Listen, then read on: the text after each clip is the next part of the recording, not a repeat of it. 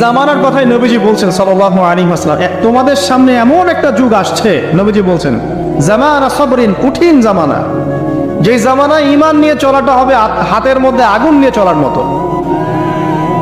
নবীজি বলছেন ওই সময়ে সাহাবী জিজ্ঞাসা করছেন, ইয়া রাসূলুল্লাহ, আমি ওই সময়ে কি করব? ওই সময় আমি কি করব, আমাকে কি পরামর্শ দিচ্ছেন?